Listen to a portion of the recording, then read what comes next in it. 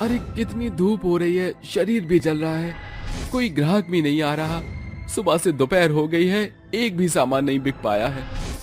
मुकुल ये सोच ही रहा होता है कि तभी उसके पास एक बहुत बुजुर्ग बूढ़ी औरत आती है और उससे कहती है, अरे बेटा, थोड़ा सा लक्ष्मी माता का पूजा का सामान दे दे, लेकिन मेरे पास तुझे देने के लिए पैसे नहीं है और मुझे लक्ष्मी माता की पूजा भी करनी है। मुकुल उस बूढ़ी औरत को बहुत ध्यान से देखता है, जिसके बाद वो चुपचाप पूजा की एक थाली तैयार करता है और बूढ़ी औरत को देते हुए कहता है, ये लीजिए अम्मा, आप लक्ष्मी माता की पूजा अच्छे से करके आइए और हो सके तो उनसे मेरे लिए भी कुछ मांग लेना। बेटा, तुम बहुत अच्छे हो। माता रानी तुम्हारे ऊपर कृपा जरूर बरसाएंगी बेटा। बूढ़ी औरत मुकुल को आशीर्वाद देकर पूजा करने के लिए चली जाती है। मुकुल लक्ष्मी माता का बहुत बड़ा भक्त था। वो उन्हें दिल से मानता था और उसका व्यवहार लोगों के प्रति बहुत अच्छा था। यहाँ तक कि वो लक्ष्मी माता के मंदिर के बाहर पूजा की थालियां बनाकर बेचा करता था, जिसके चलते वो अपने घर को चला पाता था और वो कभी किसी की मदद करने से पीछे नहीं हटता था। भरी दोपहरी में वो बिना कुछ कमाए ही वापस घर लौट आता है। अजी, आ गए आप? कहाँ रह गए थे? मैं कब से आपका इंतजार कर रही थी।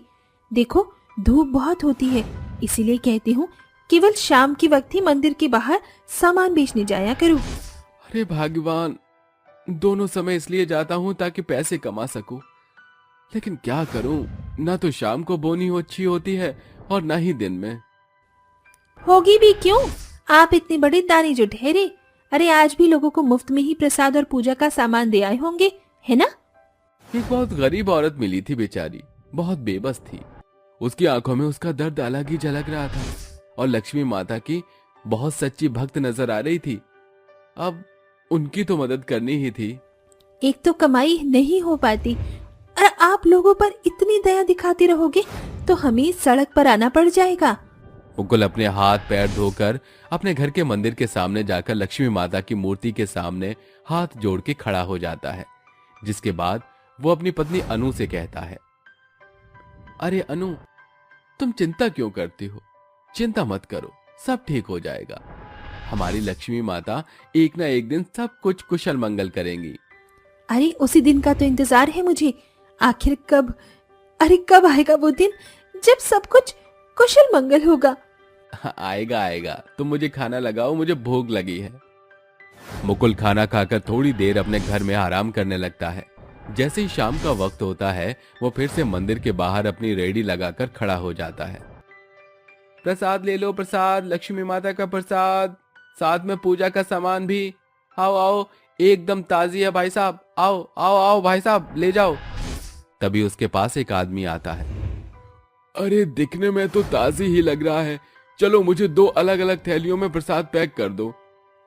मुकुल तुरंत 2 थैलियों में प्रसाद पैक कर देता है, जिसके बाद वो आदमी मुकुल को पैसे देकर वहां से चला जाता है। लेकिन अचानक से उस आदमी का पर्स वहीं जमीन पर गिर जाता है। अरे ये क्या, बेचारे का पर्स गिर गया। मुकुल तुरंत उसका पर्स उठाता है और उसको देने के लिए उसके पीछे भागता है। अरे भाई साहब जरा ठहरिए, आपका पर्स यहीं गिर गया है। मुकुल उसे उसका पर्स वापस लौटाता उससे पहले ही वो आदमी अपनी कार में बैठकर निकल जाता है। हे भगवान, यह आदमी तो निकल गया, अब क्या करूं? कोई बात नहीं, कल या परसों आएगा तो इसको इसका पर्स वापस लौटा दूंगा।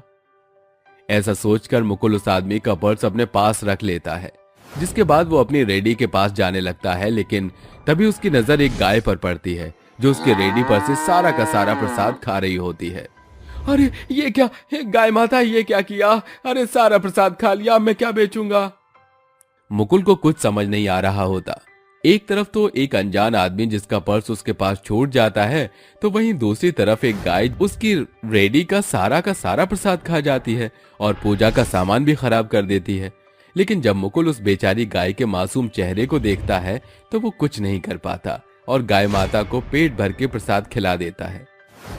अरे गाय माता जी, शायद आप बहुत भूखी हो, इसलिए जितना खाना चाहो अब आप खा सकती हो। मुकुल सारा प्रसाद गाय माता को खिलाने के बाद वापस घर लौटने लगता है, लेकिन तभी रास्ते में उसे चलते हुए किसी की आवाज आती है। अरे ये किसकी आवाज है? रुक जाइए, मैं बहुत भूखी हूँ। मैंने कई दिनों से कुछ नहीं खाया, मुझे खाने के लिए कुछ दे दीजिए। मुकुल ने लक्ष्मी माता का प्रसाद तो गाय माता को खिला दिया होता है। उस बेचारी बेबस बच्ची को भूखा देख मुकुल को कुछ समझ नहीं आता, जिसके बाद वो अपने कमाए हुए पैसों से उस लड़की को खाना खिलाकर घर को लौटने लगता है। जैसे वो घर पर लौटता है, अनु उसकी खाली रेडी देखकर बहुत खुश होती है। अरे वाह, क्या बात है, आज तो आपकी पूरी की पूरी रेडी ही खाली है। इसका मतलब अच्छी कमाई हुई है आपकी। चलो अच्छी बात है। वैसे भी सारा राशन खत्म हो गया है खाने के लिए, घर में कुछ बचा ही नहीं था, और जो बचा कुचा पड़ा था वो मैंने बना दिया। अनु की बात सुनने के बाद मुकुल मायूस होकर चुपचाप घर में आ जाता है, जिसके बाद मुकुल का उतरा हुआ चेहरा देखकर अनु उससे कहती है, क्या हुआ जी, आप ऐसे मुंह लटका के क्यों खड़े हो? मुकुल उसके साथ हुई सभी बातों को बताता है, जिन्हें सुनने के बाद अनु कहती है, अच्छा जी, सारी बातें को छोड़ो, ये बताओ वो पर्स कहाँ है?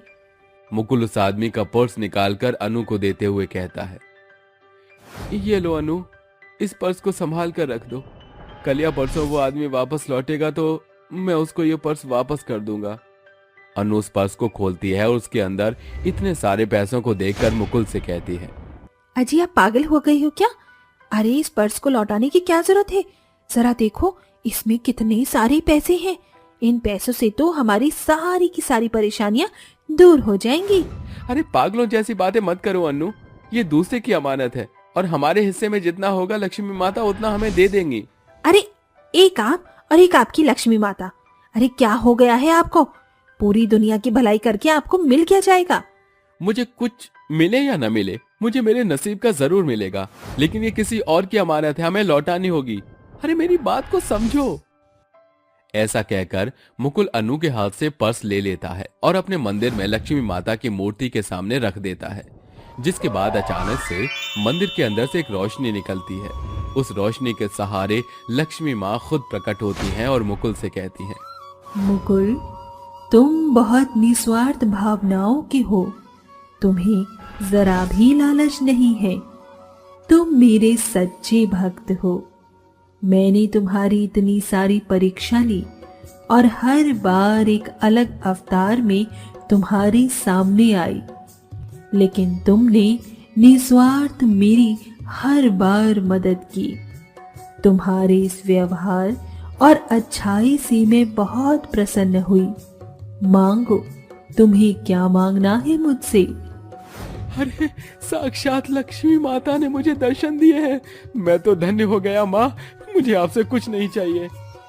लक्ष्मी माता मुकुल की ये बात सुनकर बहुत खुश होती है और जाते जाते मुकुल के घर में कई सारे सोने के सिक्कों से भरे मटके देकर जाती हैं, जिसके बाद से मुकुल की सभी परेशानियां खत्म हो जाती हैं और वो अपनी पत्नी अनु के साथ खुशी खुशी रहने लगता है।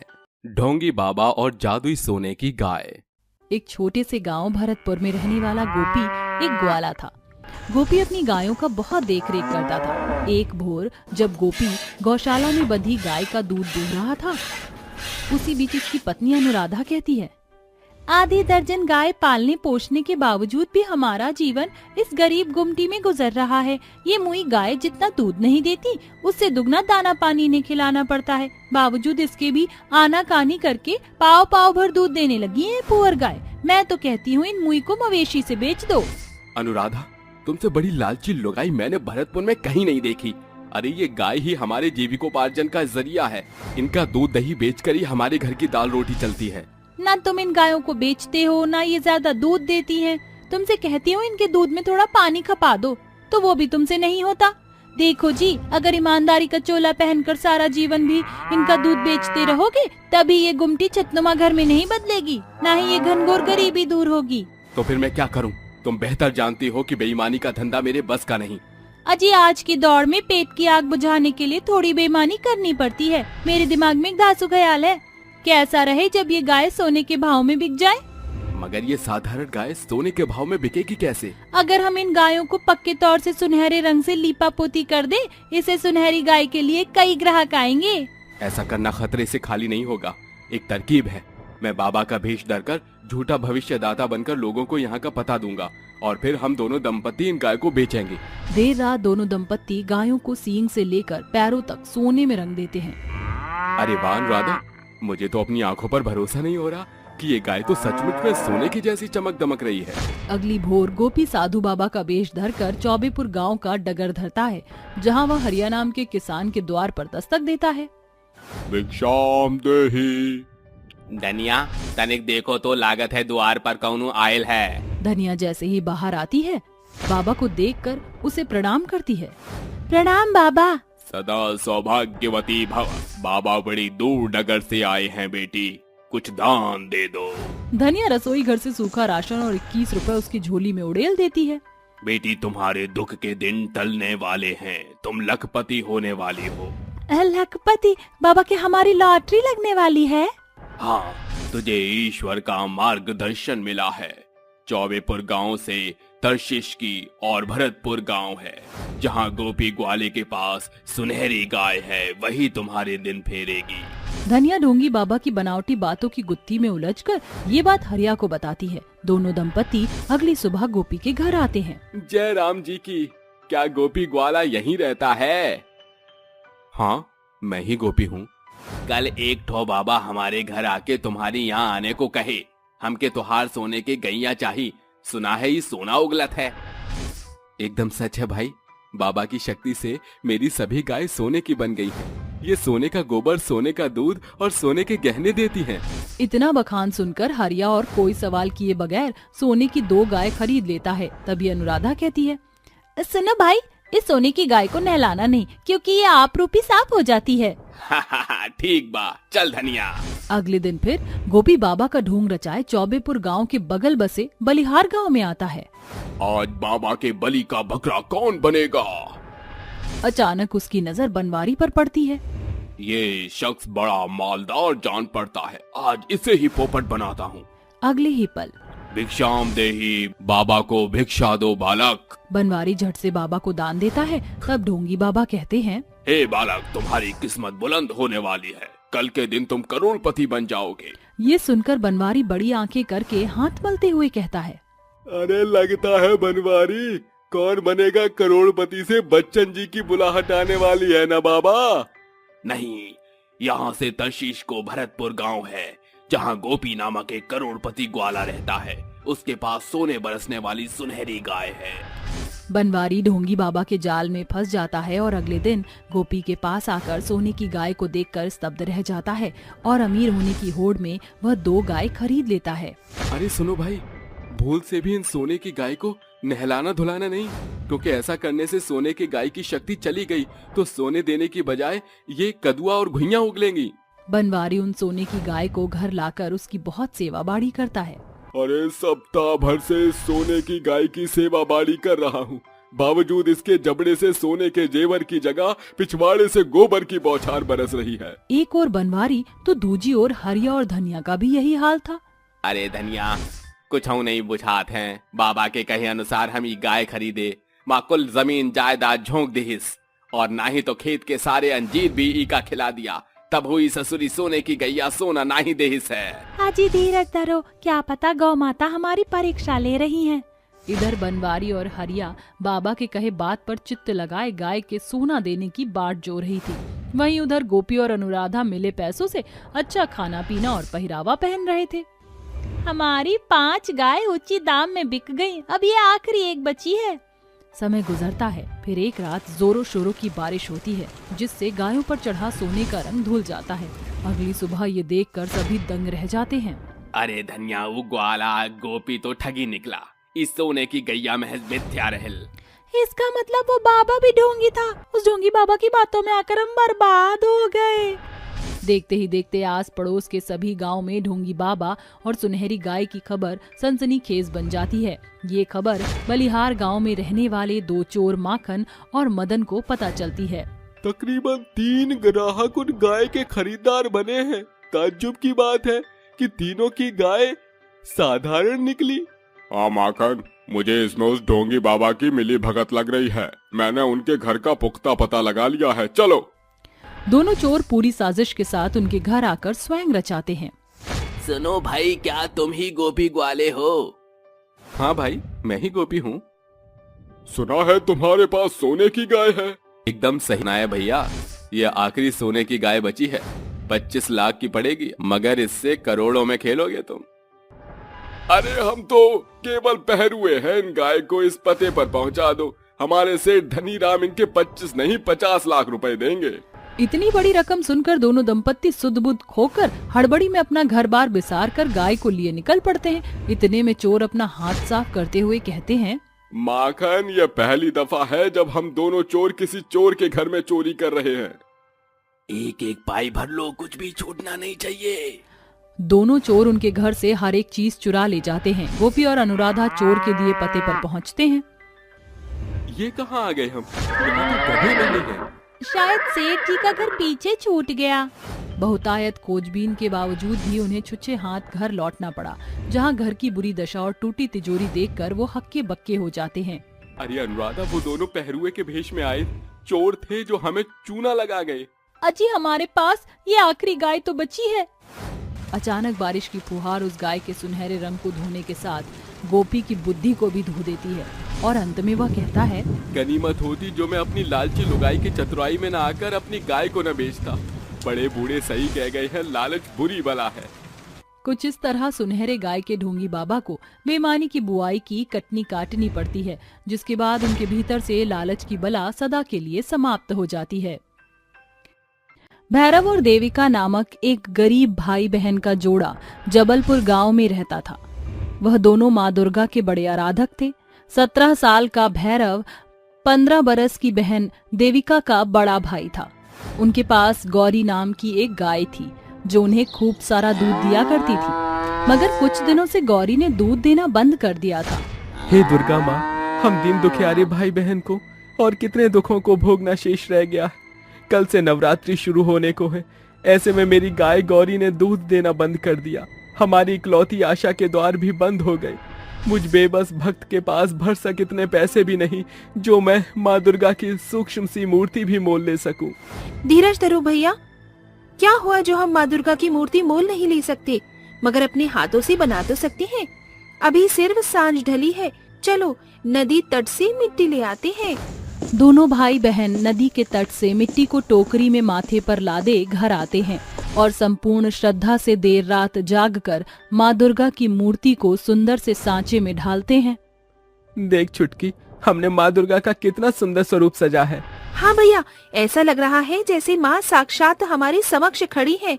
अब जल्दी से माँ के वस्त्र में लाल रंग भर देते हैं। मिट्टी की मूर्ति में रंग भरते ही मानो माँ दुर्गा की मूर्ति सजीव हो जाती है। अगली सुबह नवरात्रि का पहला दिन दस्तक देता है। छुटकी, तू घर को साफ सुथरा कर दे। मैं जल्दी से जाकर माँ दुर्गा का मन भावन जवा कुसुम के पुष्प और दूब लेकर आता हूँ। दोनों भाई बहन मिट्टी की बनाई माँ दुर्गा की मूर्ति को घर में स्थापित करते हैं। भैया, हमने दुर्गा माँ को फूल तो चढ़ा दिया, मगर हमारे पास फलहार तो है ही नहीं। छुटकी, तुलसी का पत्ता सर्वोपरि फलाहार है, इसे ही माँ दुर्गा को भोग लगाते हैं। सूरज के ढलने के संग सवेर को बेला सांझ में बदल जाती है। छुटकी, सांझ की बेला हो गई, चल माँ दुर्गा की आरती अर्चना करते हैं। माँ दुर्गा की आरती के बाद भूख से बिलबिलाते दोनों भाई बहन एक दूजे को एकटक निहारते हैं। छुटकी, तुझे भूख लगी है? इससे बड़ा पाप और क्या होगा कि एक उपासक को फलहार भी न मिलेगा। भैया, खुद को क्यों दोष देते हो? आपने भी तो व्रत किया है, देर से ही सही, मगर माँ दुर्गा दीन जन की दुहाई जरूर सुनती है। दोनों भाई बहन सयानों की भांति एक दूजे को सांत्वना देकर सो जाते हैं, जिसके साथ माँ दुर्गा उन्हें स्वप्न दर्शन देती हैं। देविका, भैरव, जागो, देखो तुम्हारी दुर्गा मैया तुम्हारे द्वार पर खड़ी दरवाजा खटखटा रही है। माँ दुर्गा को समक्ष खड़ा देख दोनों भाई बहन स्तब्ध हो जाते हैं। माँ दुर्गा का सभ्य स्वरूप, लंबे घने केश उनकी मौजूदगी को सच कर रहा था। माँ दुर्गा, आप हम गरीब बेसहारा भाई बहन की गुमटी में पधारी हैं। ये सत्य है या हमारी आंखों का भ्रमजाल? देविका, जब तुम सत्य को जानोगी तो सत्य तुम्हें स्वतंत्र करेगा। दोनों भाई बहन माँ दुर्गा को स्पर्श करके उन्हें नतमस्तक करते हैं। माँ दुर्गा, अपने भक्त का प्रणाम स्वीकार करो। भैरव, देविका, तुम बहन भाई के भक्तिभाव मेरे चितवन में बस गए हैं। इतनी कठिनाइयों और दुख दर्द के बावजूद भी तुम्हारा मेरे प्रति विश्वास डामाडोल नहीं हुआ। इसीलिए मैं तुम्हें मेरे सर्वोपरि भक्त होने का ताज देती हूँ। मेरे पास तुम्हारे लिए एक और भेंट है, मगर उसके लिए तुम्हें मेरे संग चलना होगा। आपके संग सैर करना तो हम भक्त के लिए सुनहरा सौभाग्य होगा माँ। ये सुनकर माँ दुर्गा अपने असीमित सिद्धियों की शक्ति से एक सुनहरा रथ, जिसके आगे शेर पहरुए बंधे थे, उन्हें प्रकट करके कहती है, घबराओ नहीं, शेरा मेरा सर्वोपरि भक्त है। आओ मेरे संग बैठ जाओ। दोनों भाई बहन माँ दुर्गा के बगल में बैठ जाते हैं। शेरा, इसी क्षण हमें सितारों के शहर ले चलो। शेर हवा के बीच उड़ान भरते हुए पृथ्वी के छोर से आसमान का रुख करता है। तभी रथ स्वतः मेहों के बीच रुक जाता है। देविका, भैरव, अब यहाँ से हमें पैदल पारपथ ही आगे की ओर अग्रसर होना होगा। जैसे ही बहन भाई कुछ कदम बढ़ाते हैं, एक सुनहरे मार्केट की शुरुआत होती है, जहाँ सैकड़ों सुनहरी सुंदर गाय सोने के गौशालों में बंधी हुई थी। इनके इर्द गिर्द बैठे बलवान कसाई उनकी बोली लगा रहे होते हैं। साथ ही कुछ ग्राहक उन्हें खरीद रहे थे। ये देख दोनों भाई बहन बेतहाशा आश्चर्यचकित होते हैं। ये क्या बला है, यहाँ तो सैकड़ों सोने की गाय हैं। आश्चर्यचकित न हो, यही तुम दोनों का भेंट है। भैरव, ये कोई साधारण सुनहरा मार्केट नहीं, बल्कि जादुई सोने की गाय का जादुई मार्केट है। ये बंधी सभी गाय इंसानों की तरह बोलती ही नहीं, वरन कौतुक कर्तव्य भी करती हैं, अर्थात जादू। ये कौन सा जादू जानती है माँ दुर्गा? देविका, ये जादुई सुनहरी गाय अपने स्वरूप की तरह ही सोने का गोबर और सोने का दूध देंगी। इनमें से कोई भी एक सुनहरी गाय तुम ले लो। अचानक सुनहरे खूंटे से बंधी एक हष्ट-पुष्ट गाय पागुर करते हुए उन्हें पुकारती है, मुझे अपने साथ ले चलो। इस सुनहरी जादुई गाय मार्केट में रहकर मैं उकता गई हूँ। भैरव आगे बढ़कर उस सुनहरी सुंदर गाय को जैसे ही खूंटे से खोलता है, उनका सपना टूट जाता है और वह खुद को अपने गरीब गुमटी में पाते हैं। वह हताश होकर कहता है, वो जादुई सैकड़ों गाय का मार्केट महज सपना था। सवेरे का पहर तो हो चला है, गौरी के गोबर देने का समय हो चला है। भैरव झट से उठकर गौशाले में पहुंचता है, जहां उसकी बीमार गाय के बगल में वही सुनहरी जादुई गाय खूंटे से बंधी होती है। तभी वहां देविका भी दस्तक देती है। जादुई सुनहरी गाय, तुम इस गौशाले में कैसे पहुंची? भैरव, क्या तुम्हें स्मरण नहीं? तुम ही तो मुझे मेह पर लगे जादुई सुनहरी गाय के मार्केट से मोल लाए हो। तो क्या हम दोनों सचमुच में जादुई सुनहरी गाय मार्केट गए थे? एकाएक सोने की जादुई गाय पगुराई करते हुए अपनी पूंछ उठाकर सोने का गोबर देती है। सोने का गोबर? मुझे बड़े जोर शोरों की भूख लगी है, मुझे खाने को दे दो। दोनों भाई बहन फौरन ही हरी घास की पुलिया का चारा बनाकर उस जादुई गाय को खिलाते हुए उसे सहलाते हैं। सुनहरी की भूख शांत हो गई, तुम्हारा शुक्रिया। मित्रगण, मेरे दूध देने की बेला हो चली है। छुटकी, जल्दी से ये बाल्टी सुनहरी के थन के नीचे लगा। जैसे ही जादुई गाय उन्हें दूध देती है, उसका सुनहरा रंग सर से पांव तक चकाचौंध होता है। भैया, इस सोने के गोबर और सोने के दूध से तो हम इस घनघोर गरीबी से निजात पा जाएंगे। साथ ही पूरी निष्ठा के साथ माँ दुर्गा को 9 दिनों की नवरात्रि करेंगे। भैरव वो सोने के गोबर को माथे पर लादे और देविका सोने की दूध को उच्च श्रेणी के सुनार से सौदा करके माँ दुर्गा के लिए फलाहार लेकर घर आते हैं। माँ दुर्गा, हमारी कमाई के पहले अंश से हमने फलाहार का भोग बनाया है, अपने भक्तों की भेंट स्वीकार करो माँ। हर एक दिन दोपहर, सवेर और सांझ भाई बहन की सुनहरी जादुई गाय उन्हें खूब सारा दूध और गोबर देती, जिससे भाई बहन का जीवन फर्श से अर्श तक पहुंच जाता है। हर एक दिन के पड़ाव के साथ नवरात्रि का 9वां दिन दस्तक देता है। ए हमारी जादुई सुनहरी गाय, आज नवरात्रि का 9वां दिन है। तुमने जो सोने का गोबर और दूध दिया था उससे मिला धन समाप्त हो गया है। भैरव गाय को चारा खिलाता है और देविका बाल्टी लगा देती। तभी गाय उनकी बाल्टी को दूध से लबालब भरकर कहती है, भैरव, देविका, मेरे सुनहरे दूध से माँ दुर्गा की नवमी धूमधाम से हो जाएगी। भैरव इस दफा भी सुनहरे दूध को सुनार से बेचकर उनसे कंजके का फलहार फूल लिए घर आता है, जिसके बाद वह श्रद्धा से सब कुछ बनाकर माँ दुर्गा को भोग लगाकर कंजक बिठाते हैं और अंत में कन्याओं को सर से पांव तक सुंदर कपड़ों में सजाकर एक एक सोने का सिक्का देकर विदाई देते हुए जोरों शोरों से जयकारा लगाते हुए कहते हैं, जयकारा माँ शेरा वाली दा। बोलो सांची दरबार की जय। इसी के साथ नवरात्रि की समाप्ति हो जाती है, मगर भाई बहन निष्दिन अपनी सफलता का श्रेय माँ दुर्गा की जादुई सुनहरी गाय को देना नहीं भूलते।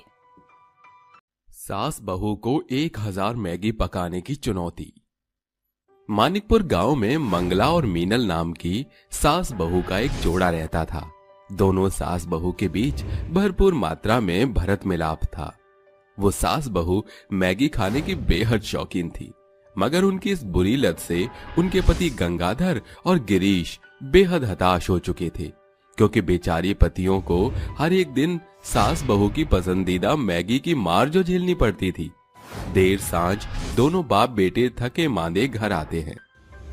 अरे गिरीश की माँ, जरा जल्दी से 2 गिलास पानी ला दो। ये लीजिए पानी। अरे क्या बात है भाग्यवान, आज तुम्हारा चेहरा तो एकदम मीना कुमारी के जैसे चमक दमक रहा है। कोई खजाना हाथ लग गया है क्या?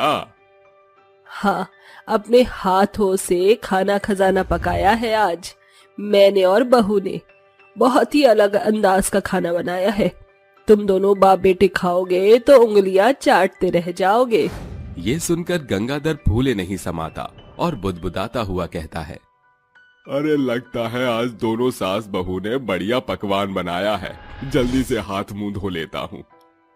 दोनों बाप बेटे हाथ मुंह धोकर टेबल पर बैठ जाते हैं। तभी गंगाधर बोलता है, अरे भगवान, और कितनी देर बाद जोहनी पड़ेगी हम बाप बेटे को। अरे तनिक जल्दी करो, भूख के मारे पेट में चूहों की सेना कुश्ती और कबड्डी खेल रही है। एकाएक दोनों सास बहू खाने का ढका हुआ बर्तन लाकर मेज पर सजाती हैं। भूख से बिलबिलाते हुए दोनों बाप बेटे जैसे ही बर्तनों के ढक्कन हटाते हैं, सास बहू का बनाया खाना देखकर बेचारे पतियों के चेहरे पीले पड़ जाते हैं।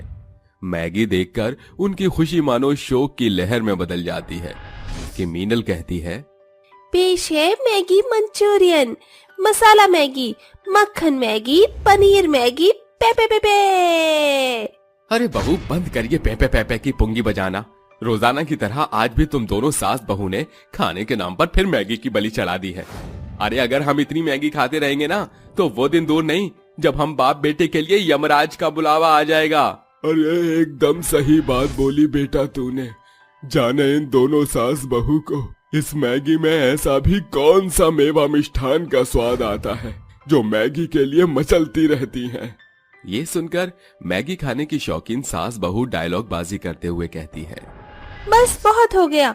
अब हम सास बहू अपनी मनपसंद मैगी के खिलाफ एक शब्द नहीं सुनेंगे। अरे 2 मिनट की मैगी की कीमत आप क्या जानो गिरीश बाबू। हम सास बहू की जुबान की स्वाद है ये मैगी। अरे बंद करो तुम दोनों सास बहू ये बोलबाला।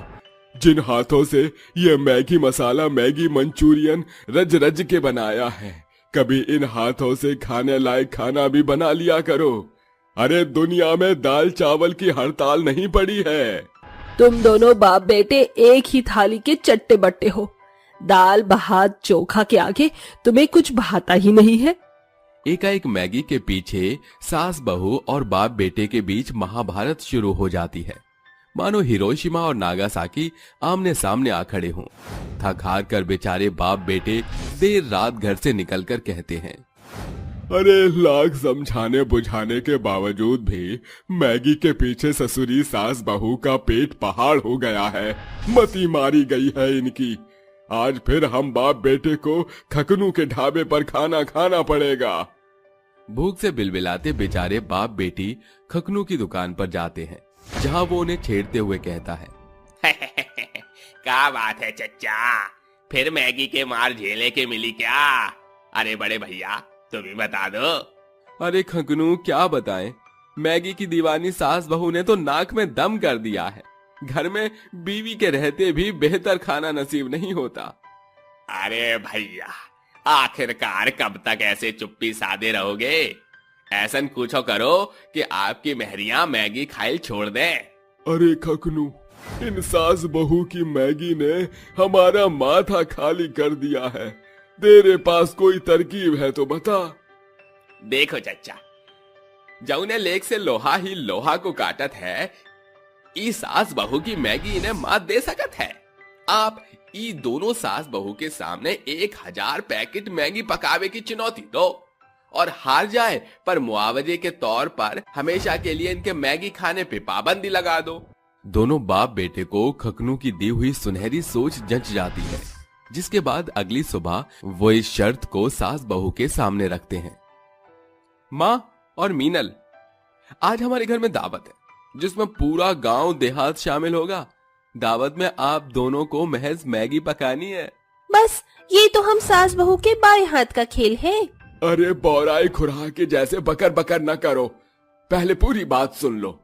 इस दावत में तुम दोनों सास बहू को 2 घंटे के भीतर पूरे 1000 पैकेट मैगी पकाना है, जिसके लिए तुम्हें चूल्हे, मसाला और परात का पुख्ता प्रबंध मिलेगा। अगर तुम दोनों सास बहू निर्धारित समय में 1000 पैकेट मैगी पकाकर पूरे गांव देहात को परोसने में सफल हो गईं, तो फिर पूरी जिंदगी हम बाप बेटे बिना आनाकानी के तुम्हें मैगी खाने देंगे। ये सुनकर मैगी खाने की शौकीन सास बहू का चेहरा खुशी से खिल उठता है और जोश में आकर सास बहू शर्त स्वीकार कर लेती हैं, जिसके बाद दोनों के पति उन्हें गंगाधर और गिरीश गिन चुनकर पूरे 1000 मैगी के पैकेट्स लाकर देते हैं, जिसके बाद दोनों सास बहू बुदबुदाते हुए कहती हैं, बहू अब फूहर बने का चोला उतार कर फुर्ती का फेटा बांध ले। अगर हम सास बहू ने दिए समय विधि में 1000 मैगी के पैकेट पकाने में हम सफल हो गए, तो मैगी खाने के खातिर हमें अपने पतियों की किलकिल नहीं सुननी पड़ेगी। अरे माँ जी, 2 मिनट में बनने वाली मैगी के लिए हम सास बहू को 2 घंटे मिले हैं। ये 1000 पैकेट मैगी पकाने की चुनौती तो हम सास बहू चुटकियों में जीत जाएंगे। विश्वास हमारे जीवन की डूबती नैया को पार लगाती है, मगर जरूरत से ज्यादा विश्वास हमें ले डूबती है। कुछ ऐसा सास बहू के साथ होने को था। दोनों सास बहू फेंटा बांधकर मैगी का मसाला तैयार करती हैं। जहां बहू प्याज काटते हुए आंसू बहा रही थी, वहीं सास मिर्च मसाला तैयार कर रही थी। कुछ देर बाद, अरे बहू जरा जल्दी जल्दी हाथ चला, मैगी का मसाला तैयार करने और प्याज की कटाई में ही पौना घंटा बीत गया। चल चूल्हे पर हांडी चढ़ाते हैं। दोनों सास बहू चूल्हे पर हांडी चढ़ाकर समय की घंटी के कारण अधपके मसले में पूरे 1000 पैकेट की मैगी को उड़ेल देती है। बावजूद इसके बीच ही पूरे 2 घंटे बीत जाते हैं, जिसके बाद उनके पति कहते हैं, अरे आप दोनों सास बहू दिए 2 घंटों में 1000 पैकेट मैगी पकाने की चुनौती पार करने में असफल हो चुकी हो। चुनौती में हार जाने के कारण दोनों सास बहू एक दूसरे पर दोष लगाने लगती हैं। अरे धीमी चाल के चलते हम चुनौती हार गए। मैगी बनाना था हमें, मगर तू तो बीरबल की खिचड़ी बनाने लगी। वाह जी वाह, उल्टा चोर कोतवाल को डांटे। माँ जी, मुझसे पूछकर आपने इस 1000 पैकेट मैगी पकाने की चुनौती स्वीकार नहीं की थी। अब इस हार के चलते मेरा मन मैगी खाने को तड़पेगा। अब तुम दोनों सास बहू एक दूसरे के संग कुत्ते बिल्ली की तरह खींच पीट मत करो। हम सिर्फ तुम सास बहू को ये एहसास दिलाना चाहते थे कि अपने पसंदीदा खाने से दूर होकर मन किया छचनता है। आखिर आज आखिरी दफा जी भरकर जितनी जुगाली करनी है कर लो, क्योंकि कल से केवल दाल चावल बनेगा। आखिरकार दोनों सास बहू मैगी पकाने की चुनौती की हार के साथ उन्हें बनाकर सभी को परोसकर खुद खाते हुए कहती हैं, माँ जी जल्दी जल्दी खा लीजिए मैगी, क्योंकि ये गांव देहात के साथ हम सास बहू की आखिरी मैगी की दावत है। कल से हमको भी दाल भात से ही अपनी भूख मिटानी पड़ेगी। इस तरह 1000 पैकेट मैगी पकाने की चुनौती में हारकर सास बहू को मुंह की खानी पड़ती है, जिसके अगले दिन मैगी की शौकीन सास बहू बेमन से दाल चावल खाती हैं। मगर समय के साथ उनको घरेलू खाने का स्वाद समझ आ चुका था। सच है साथियों, कभी कभी जिंदगी में कुछ चुनौतियां इंसान को बेहतर बना जाती हैं। तो कभी कभी वही चुनौतियां हमें जीवन से जुड़ा सुनहरा सबक सिखा जाती हैं।